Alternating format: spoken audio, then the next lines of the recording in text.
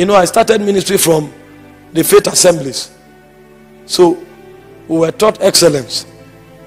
If you have an outreach, you may not pray. You will spend the whole day, borrow all the money you can borrow, prepare the stage, arrange for the car that will bring the man of God. You are the man of God. Arrange for the car that will bring you, organize the whole protocol, and then you will do that till 3:45. Meeting is 4. You now rush home, shower, and then you appear on stage by 4:10. You didn't pray. You didn't even receive the counsel of God for the meeting.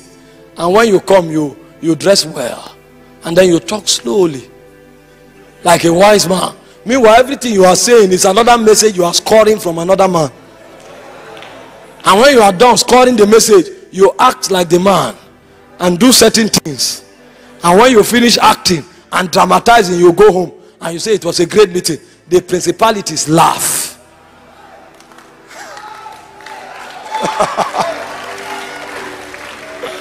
They laugh because they know you are a toddler. They know even God can't commit kingdom to you, because the heir, so long as he's a child, differeth nothing from a servant, even though he is Lord of all. How far have the Spirit of God wooed you? How deep have you traveled? What are the consecrations that have mounted your heart to keep the gate of your heart? And then you are going to read the book of John G. Lake to receive his mantle.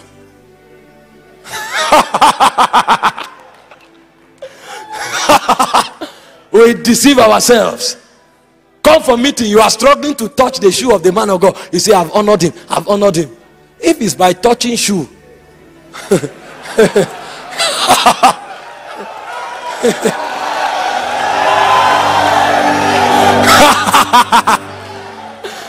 so we come and remove your button and go and keep the button. Meanwhile, you have the Bible in your house, you have not read it. You carry a button from a man of God's shirt, because that's what they taught you in the church system. To elude process and look for shortcut, thinking by shortcut you will have power, is the deception of the church age. Who told you you can receive an inheritance by touching a man of God? Did he receive it by touching somebody else? Go and ask the wives of men of God how they labor to enter the anointing. They touch them more than you. But even them, they know it's not by touching.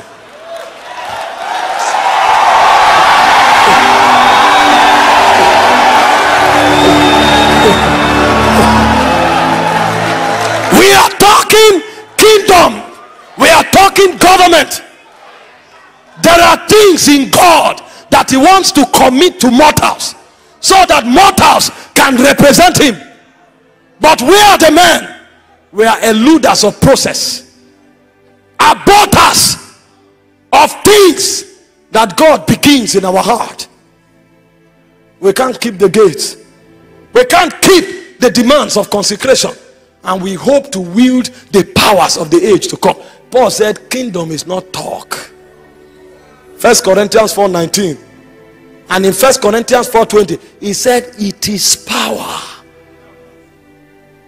It is power. The way you know you have power is not by going to do trial and error with a demon. The way you know you have power is to know the demons that can bring you down. Because if a demon can't throw you down, you can cast that demon out. If a prince of fornication comes to you and you stand anywhere somebody is fornicating, you can change things. It's where you stand that you can command from. We are not taught kingdom. And then we have reduced the gospel to natural things, mundane things. You don't know the cause of the mundane is that the moment you have it, you lose it. That's why the things you couldn't sleep for, the day you got it, you discover you are looking for another thing.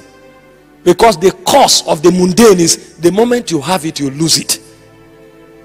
The advantage immortal things have over mundane things is when you have immortal things, you have much more.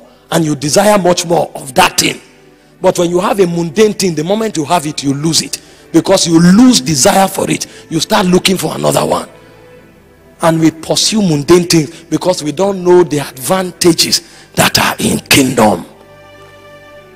That's why you want to run out to start organizing crusades and be on every billboard when you have not even learned to pray for 5 hours.